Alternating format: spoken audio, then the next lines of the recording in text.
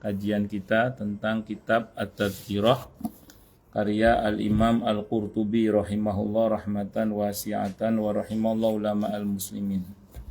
Qala al-muallif rahimahullahu ta'ala wa nafa'ana bihi wa bi'ulumihi fid dharain. Amin. Bismillahirrahmanirrahim. Halaman 516 ya. Binatang melata. Ini tanda kiamat juga ini, binatang melata yang bisa berbicara. Dan kata Ibnu Dihyah rahimahullah pula, adapun hadis mengenai binatang melata,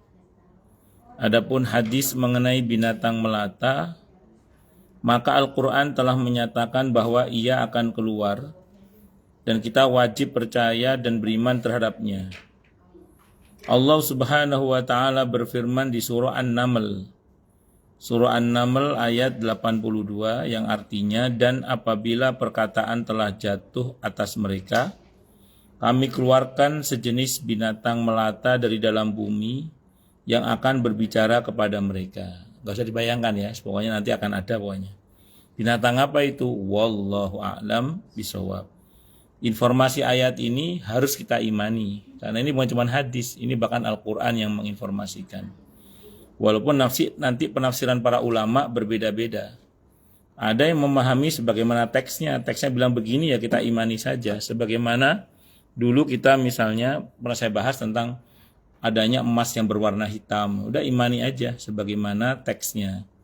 Namun ada juga yang memaknai binatang yang berbicara ini bukan berarti binatangnya berbicara, tapi dia menunjukkan kekuasaan Allah. Jadi binatang itu menunjukkan kekuasaan Allah dengan perbuatannya atau sikapnya, sehingga orang seolah-olah binatang itu bicara gitu. Ini loh kekuasaan Allah. Ini loh kekuasaan Allah. Seolah-olah begitu. Tapi ini pendapat. Kalau saya imani aja lah teks ayat ini. Bahkan saya mengimani akan ada binatang yang berbicara dengan izin Allah. Kita nggak usah jauh-jauh terkait dengan teknologi Allah yang maha ya. Wong manusia aja sekarang bisa bikin robot yang juga bisa berbicara ya. Kalau Allah berkehendak, apa yang sulit bagi Allah? Kan seperti itu ya. Dulu mungkin kita berpikir masa sih tembok bisa bicara. Sekarang kalau kita lihat beberapa sistem, bahkan beberapa tembok pun juga bisa berbicara. Ya tentu bicaranya dengan bahasa mereka. Itu seperti itu.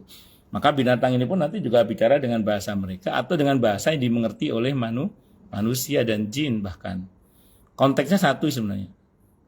Untuk menunjukkan kekuasaan Allah. Ya, yang beriman akan semakin beriman, yang dasarnya ingkar akan semakin ingkar. Kok bisa begitu Ustadz? Dulu sudah Allah contohkan. Para nabi, para rasul itu kan Allah bekal dengan mukjizat. Tapi ketika melihat mukjizat para nabi, ya Fir'aun tambah kafir. Kaum Ad, kaum Samud yang gak beriman dia semakin kafir. Tapi yang memang ada kesadaran dengan izin Allah, ya mereka semakin sadar dan semakin meyakini dan mengakui. Dan memang setan akan selalu punya cara untuk bagaimana menolak kebenaran itu. Di antaranya sudah biasa para nabi dan rasul disebut tukang sihir, dan dulu itu sudah biasa. Termasuk Nabi Musa kan dituduh tukang sihir itu. Tapi tukang sihir tahu itu bukan sihir. Makanya tukang sihirnya malah masuk Islam gitu ya. Jadi yang sihir tahu itu bukan sihir. Allahu Akbar. Lanjut. Sewaktu saya tinggal di Andalus, kata Imam Al-Qurtubi, Andalus itu Spanyol ya. Saya membaca banyak buku-buku Al-Muqri. Karena Imam Al-Qurtubi akhirnya beliau pindah ke Mesir. Karena beliau ini hidup di masa di mana Spanyol udah mulai diacak-acak ya. Udah mulai melemah. Sewaktu saya tinggal di Andalus, saya membaca banyak buku-buku Al-Muqri Al-Fadil. Al-Muqri itu Ahlul Quran Bu ya. Jadi ada Qari, ada Muqri. Kalau Al-Muqri itu pakar Quran. Kalau Al-Qari yang qiraah itu, Qari itu. Kalau Al-Muqri itu pakar qiraah, pakar Quran. Pakar qiraah, pakar Quran. Kita di Indonesia punya Allahyarham Kiai Haji Arwani Kudus. Itu Al-Muqri'ul Akbar, diakui di Mesir itu. Jadi bukan hanya ulama Indonesia yang mengakui beliau sebagai Al-Muqri, tapi beliau adalah Al-Muqri'ul Akbar. Diakui di Mesir itu. Karya beliau diakui di sana. Jadi pakar Quran, kita punya pakar Quran juga di Indonesia ini. Kalau yang memegang sanad hampir seluruh qori-qori internasional, qori-qori nasional di Indonesia itu Kiai Munawir Krapyak itu. Allahyarham Kiai Munawir Krapyak. Nah, itu memegang sanad Al-Quran untuk hampir semua pakar Quran di Indonesia. Itu Al-Muqri namanya. Al-Fadil Abu Umar Utsman ibn Sa'id ibn Utsman. Wafat tahun 444 Hijriah. Di antara karya-karyanya adalah sebuah kitab berjudul As-Sunan Al-Waridah. As-Sunan Al-Waridah. Fil fitan wal awailiha wal azminah wa fasadiha wa sa'ah wa asyratiha. Sebenarnya akan baca teks Arabnya langsung daripada transliterasi ini. Kalau transliterasi itu kadang ibu-ibu malah berantem. Insya SY, enggak SH. Berapa kali saya tanya orang begitu itu. Saya jawab dua-duanya salah, saya bilang gitu. Loh, yang betul mana? Pakai bahasa Arab. Tulisan Arab baru betul namanya. Kalau transliterasi mah tergantung lembaganya. Wong Departemen Agama sama perguruan tinggi Islam saja, antar perguruan Islam saja juga bisa berbeda-beda kok sistem standar transliterasinya itu. Malaysia sama kita itu juga beda. Makanya kalau kapan hari sempat ada rame-rame soal SY atau SH itu soal standar transliterasi. Kalau orang nanya ke saya jawab dua-duanya salah. Yang betul pakai shin. Yang betul itu pakai shin itu. Iya, syashi, syubash, yang tafashi itu loh. Ya, itu seperti itu. Allahu Akbar pun lanjut. Jadi yang betul kalau transliterasi itu, maaf ya, kalau transliterasi aslinya Bu, sakarep. Sakarepmu. Ya wis terserah pokoknya sakarepe dhewe. Tergantung standar transliterasi kita pakai standar transliterasi yang mana. Allahu Akbar. Buku ini 1 jilid, di mana bercampur aduk antara yang sahih dan yang tidak sahih. Pengarangnya tidak membedakan mana yang salah dan mana yang benar. Makanya dia datangkan di sana hal-hal yang maudhu. Bahkan dia datangkan di sana hal-hal yang maudhu, palsu, dan berpaling dari yang sahih, yang didengar langsung oleh perawi. Jadi buku pelajaran itu macam-macam. Sebelum Imam Bukhari dan Imam Muslim, itu hadis, buku-buku hadis dari sortir, Bu. Mana yang sahih, mana yang hasan, mana yang dhaif, mana yang palsu, nggak disortir. Dibukukan aja, didokumentasikan. Memang tujuannya untuk dipelajari oleh para pelajar sebenarnya. Makanya sebenarnya Bu ya, kalau Ibu belajar hadis, langsung ke kitab hadis, itu sebenarnya itu tidak untuk konsumsi orang awam sebenarnya. Itu untuk konsumsi para pelajar yang memang mendalami hadis. Nanti itu ada tugas-tugas takhrij, Bu, namanya itu. Takhrij itu meneliti hadis. Nanti bisa diketahui mana yang sahih, mana yang dhaif, mana yang palsu, mana yang masyhur, mana yang gharib, itu diketahui semua. Makanya sebenarnya ya, kalau Ibu di rumah punya koleksi kitab-kitab hadis, tidak apa-apa, bagus, baca nggak apa-apa. Tapi tolong kalau ada hal-hal yang membuat kita iskal itu ya jangan jangan dipecahkan, tanyakan sama ahlinya. Kenapa? Karena memang itu bukan makanan orang awam seperti kita itu. Itu makanannya ulama dan orang-orang yang belajar secara serius tentang ilmu hadis atau hadis tersebut sebenarnya. Allahu Akbar. Baru ada Imam Bukhari dan ada Imam Muslim, itu pelopor pertama yang menulis secara khusus hadis sahih saja. Itu Imam Bukhari dan itu pelopornya. Nanti setelah itu ada generasi-generasi setelahnya itu nanti yang menulis kitab-kitab sahih. Ada sahih hadis qudsi, ada sahih Al-Mustadrak Imam Al-Hakim misalnya. Ada macam-macam. Itu ngoten nggih. Allahu Akbar. Ada sahih Ibnu Hibban, ada Sahihul Jami', macam-macam. Setelah itu ada macam-macam. Nah, terus Kalau Imam Al-Qurtubi karena beliau tahu mana yang sahih, mana yang hasan, ya beliau baca tidak ada masalah. Tapi kalau udah kitab-kitab yang sudah ada penjelasan-penjelasan dari para ulama terkait ini itu tidak ada masalah. Kenapa? Karena kita orang awam sudah tahu penjelasannya. Itu saja Bu, nanti kalau kita bicara penjelasan, kadang kita jangan telan mentah-mentah juga. Sehingga saya sering sampaikan di sini kan. Kalau Ibu baca ada buku Ibu baca hadisnya dhaif misalnya. Hadisnya lemah atau bahkan hadisnya palsu misalnya. Itu kalau saya sering bilang ya, terutama yang lemah dulu ya. Itu jangan buru-buru dibuang deh. Jangan buru-buru dibuang. Siapa tahu hadis itu dhaif, lemah menurut siapa? Tapi sahih menurut siapa? Atau hasan menurut siapa? Sambil contoh misalnya, barang siapa yang membaca surah Yasin di malam hari, pagi hari dia diampuni oleh Allah. Itu kalau Ibu baca penjelasannya Ustadz Yazid bin Abdul Qadir Jawaz, hafizahullah misalnya, atau takhrijnya Ibnu Rajab Al-Hambali, dibantai habis hadis itu. Lemah, maudhu, matruk, mungkar gitu. Tapi Ibu sekali-kali baca dong Ibnu Katsir. Ibnu Katsir itu di tafsir Ibnu Katsir menyatakan hadis itu hasan dan bisa diamalkan. Karena hadis hasan itu bisa diamalkan sebagaimana hadis sahih. Itu seperti itu. Dan itu masing-masing ada pertanggungjawaban ilmiahnya di bidangnya masing-masing. Allahu Akbar. Mungkin saya juga pernah mencontohkan di sini terkait dengan rame-rame kemarin sempat viral itu kan munculnya fatwa bahwa hadis-hadis yang menyatakan tentang keutamaan surah Al-Kahfi itu hadisnya nggak ada yang sahih. Kalaupun ada yang sahih hanya 1 sampai 10, itu pun tiap malam, tidak hanya malam Jumat. Nah, itu oleh yang menfatwakan lemah itu siapa? Ada syekh titik-titik, ada beberapa itu. Tapi di fatwa itu juga dikutip kan, walaupun ada beberapa ulama yang menghasankan hadis ini karena jalur periwayatannya banyak, sehingga menjadi hasan li ghairihi.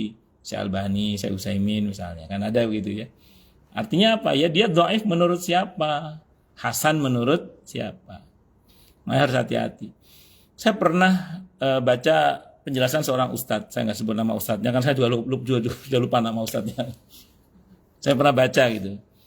Ketika itu saya sedang mempelajari hadis tentang akikah. Dalam hadis itu dari sahabat Anas ibn Malik radhiyallahu an, beliau mengatakan, aqqa Rasulullah sallallahu alaihi wasallam nafsahu. Nabi pernah mengakikai dirinya sendiri. Oleh sang ustadz dikomentari, hadis ini dhaif, lemah. Apakah ustadz ini salah? Enggak salah. Beliau benar. Memang hadisnya dhaif. Tapi saya baca dan saya dengar di fatwanya Syekh bin Baz, karena Syekh bin Baz kan sering kalau berfatwa pakai rekaman itu, terus ditulis. Dalam fatwa Syekh bin Baz itu dikatakan hadis ini memang lemah. Cuman jalur periwayatannya banyak, kata Syekh bin Baz. Sehingga hadis ini bisa menjadi hasan li ghairihi, kata beliau. Makanya dalam mazhab Syafi'i dipakai itu. Jadi orang Nabi itu yang cerita sahabat Anas bin Malik radhiyallahu anhu, berarti sudah di Madinah. Kalau di Madinah berarti Nabi sudah umur 50 tahun lebih, pernah mengakikai dirinya sendiri. Allahu Akbar. Itu kata Syekh bin Baz dalam fatwanya itu begitu. Itu contoh aja ya, banyak lah contoh-contoh yang lain. Seperti misalnya lagi ada seorang ustadz yang viral, saya nggak sebut nama ustadznya ya, Anda kenal semua nanti. Tapi ini bukan aib. Ini masalah ilmu aja. Cuma saya nggak sebut namanya aja untuk etika. Jadi beliau mengatakan dalam ceramahnya itu hadis tentang nahnu qaumun la na'kul hatta najua wa idza akalna lam nashba. Kami adalah kaum yang kalau kami yang tidak makan kecuali sudah lapar, dan kalau makan tidak sampai kenyang. Sang ustaz tadi mengatakan ini bahkan dalam daftar hadis palsu pun tidak ada, kata beliau. Bahkan dalam daftar hadis palsu pun ini tidak ada, kata beliau. Tidak apa-apa kan, beliau kan bacanya itu yang beliau baca gitu maksud saya. Saya ulang, ini bukan masalah aib ya, ini masalah ilmu saja. Dan beliau benar karena beliau tahunya itu gitu. Tapi saya pernah sampaikan di sini, saya itu ngajar buku judulnya Hadis Palsu dan Lemah yang populer di Indonesia. Itu dikutip itu oleh penulis buku itu, saya juga lupa nama ustadznya. Orang Jawa Timur, bukan Subhan tapi ada orang Jawa Timur. Beliau itu mengatakan ada riwayat ini, ada memang. tentang nahnu qaumun la naqulu hatta najua wa idza akalna lam nashba, ada. Riwayat itu ada. Di antaranya ada dalam kitab Al-Alinya. Al-Ali itu daftar hadis dhaif dan palsu milik Imam Suyuti. Jadi Imam Suyuti meriwayatkan itu.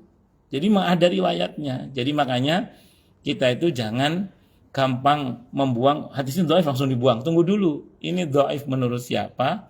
Kadang sahih menurut siapa? Dan dalam Islam, dalam fikih Islam maksud saya, dalam kaidah usul fikih terutama, itu ada rumus. Al-ijtihadu la yunqaddu bil ijtihad. Ijtihad seorang ulama tidak bisa dibatalkan oleh ulama sesudahnya. Jadi walaupun misalnya sekarang ada yang menyatakan lemah, dulu dihasankan saya, enggak ngefek itu.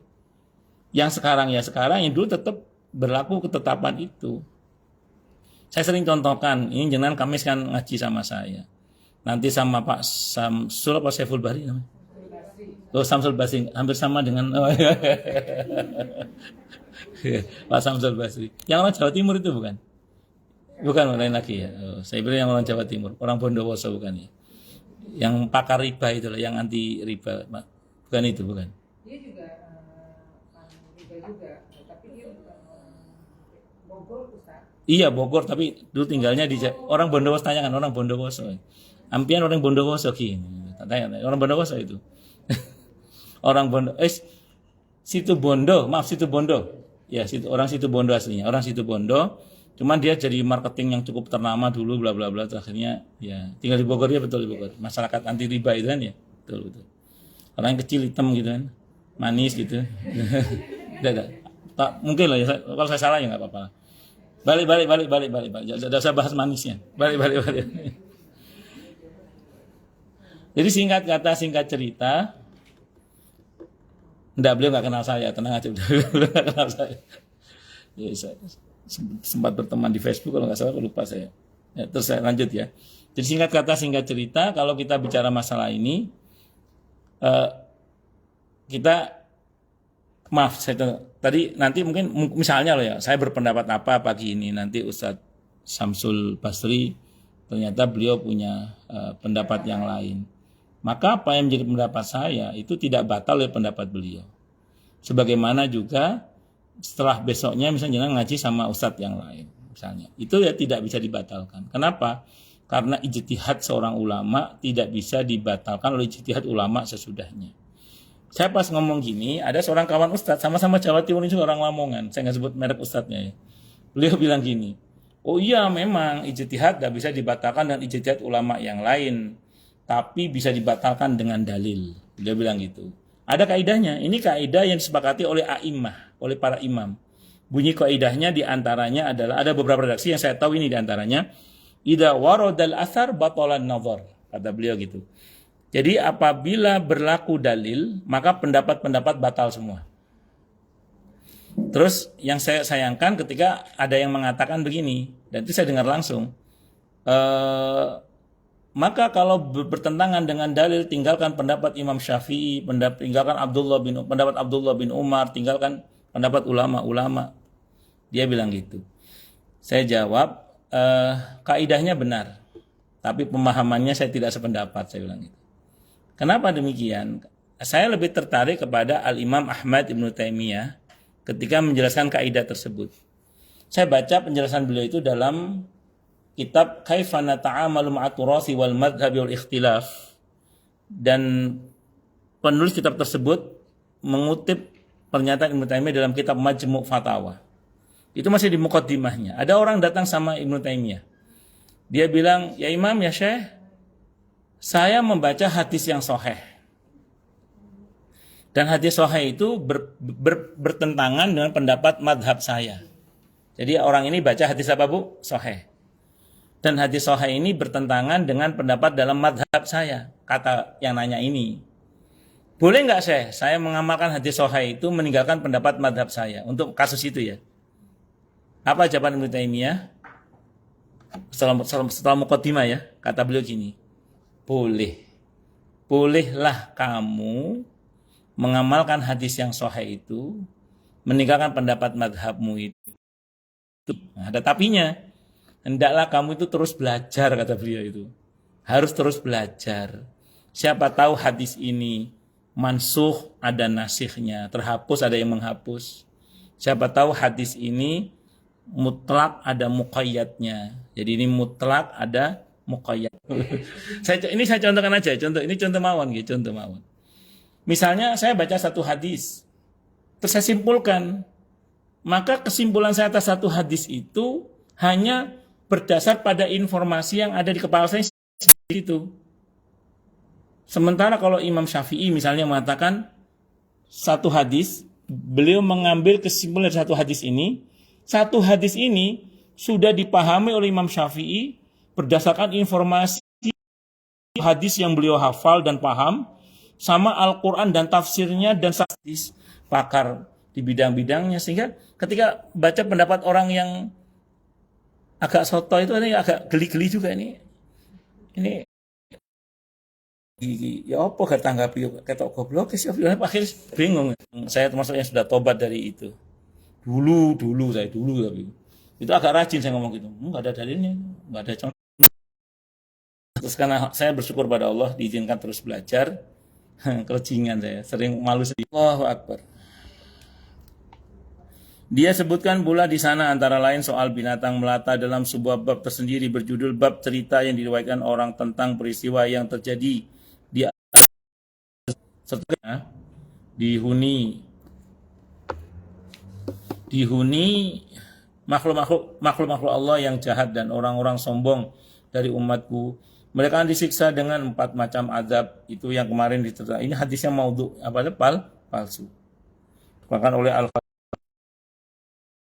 Rasul menjawab, binatang berbulu halus dan kasar, panjangnya cuma 60 mil. Orang-orang yang mencarinya tidak akan mendapatkannya dan orang yang lari tidak akan lepas darinya. Dan dikatakan pula Ya'juj wa Ma'juj, bahwa mereka terletak di atas laut yang tidak bisa dilewati kapal, konon karena laut itu tidak ada dasarnya. Dan seterusnya hingga akhirnya Hudzaifah konon mengatakan bahwa Abdullah ibn Salam berkata kepada Rasulullah Muhammad, tiap-tiap pintu keluar 100.000 tentara. Menanggapi cerita tersebut di atas, Al-Hafidh Abul Khattab berkata, kami tidak suka menulis kertas dengan hadis-hadis maudhu. Kami hanya ingin mencantumkan kepadanya yang sahih-sahih saja, yang mendekatkan kami kepada Tuhan, yaitu Allah pemilik bumi dan langit. Adapun Abdurrahman yang meriwayatkan bin Ma'in, gurunya Imam Bukhari, dia pendusta, kata Yahya bin Ma'in, dia pendusta. Sedangkan kebanyakan yang dari Kufi itu kebanyakan beberapa lah, bisa jadi cukup banyak gitu maksud saya, cukup banyak itu memang derajat hadisnya bermasalah. Sedang kata Ahmad, dia bukan Umar bin, sebelum saya masuk ke ini Umar binnya, saya mau terangkan dulu ya. Loh ini gimana sih Ustaz? Kan katanya Al-Muqri kan pakar Quran. Ini kok dikomentari, dikritik lah oleh Imam Al-Qurtubi begini. Saya mau terangkan dulu ya. Orang itu dari mesti ngomongnya tafsir, fikih, hadis. Nggak pernah ngomong soal KPK gitu. Betul ngomong gitu deh. Nggak pernah ngomong soal KPK, ngomong kondisi politik terkini gitu. Kayak Bursina itu sering ngomong saya enggak, ya Ustadz yang bicara masalah politik kekinian, masalah KPK, masalah opoh lah, saya kira Bu opoh. Itu jangan undang saya Pak, saya bilang gitu. Silakan undang Ustadz yang gitu, yang memang paham betul politik. Nah, saya nggak cukup punya data Pak. Nanti kalau saya ngomong soal hadis. Sebenarnya makanya gini Bu, kenapa fikih-fikihnya ahli hadis itu seringkali dipersoalkan oleh para ahli fikih. Kan ada tulisan beberapa ulama itu, diantaranya Muhammad. Saya katakan ini saya bukan ahlinya, saya hanya mengutip pernyataan ahlinya. Nah, nanti silakan dibaca sendiri tentang penjelasan ahlinya itu. Itu sependek yang saya pahami. Matan nggih? Pun lanjut. Ya, kata Imam Bukhari ya. Hadis ini, tapi kalau jenengan kita bukan siapa-siapa tahu-tahu membuat kesimpulan sendiri ya tentu nggak diterima. Contoh ini contoh. Saya kemarin baca di Facebook itu. Ada kawan itu. Yang 1 tahun hafal 6 hadis. Lumayan lah. Rawahu kalender. Oh, lanjut. Makanya hati-hati nggih. Ya kalau saya sederhana kesimpulan saya. Jenengan pilih logikanya dia atau pilih penjelasan ulama yang ilmunya luas. Kita sampaikan bahwa ijtihad tidak bisa dibatalkan oleh ijtihad ulama yang lainnya. Dan tidak ada ulama yang tidak berdalil sebenarnya. Cuman kadang kita tidak paham cara ulama mengambil dalil. Itu yang kita tidak paham. Ada senggama. Tidak boleh ada rujuk dan senggama. Kalau terjadi senggama berarti batal talaknya. Itu namanya tolak bid'i. Itu kata Imam Hanafi. Imam Syafi'i lain. Kalau Imam Syafi'i itu suami yang mengikrarkan talak kepada istri sekali, mau haid mau suci jadi. Dan dalam satu masa suci, kalau dalam mazhab Hanafi, seorang suami mengatakan, kamu saya cerai. Itu cuma jatuh satu itu. Nabi tidak mungkin ingkar janji kan. Sementara janjinya mau mukul istrinya 100 kali pukulan. Tapi Nabi itu cerdas. Nabi itu apa? Cerdas. Kata Nabi Ayub, dikumpulkanlah itu mazhab Syafi'i itu. Untungnya itu nggak berlaku di negara kita. Untuk hukum positif kita pakai Hanafi. Di hukum positif negara kita pakai Hanafi. Allah. Itu bukan ulama nggak berdalil. Cuma kadang kita nggak paham. Nah, rodo-rodo. Ini cerita beliau ya. 2 tahun itu nggak sholat karena terpengaruh pemikiran eksaknya itu kata beliau. Suatu saat beliau tobat itu gara-gara ngomong apa? Ketemu dengan seorang petani, dilihat kok hidupnya ayem, ditanya, Mbah, Mbah jenengan Pak petani itu dibaca surah Yasin. Beliau baca surah Yasin ayat 1 sampai 36, ditutup Qur'annya, tobat, sholat lagi beliau. Kenapa coba? Teknik nuklir yang saya cari ada di surah Yasin.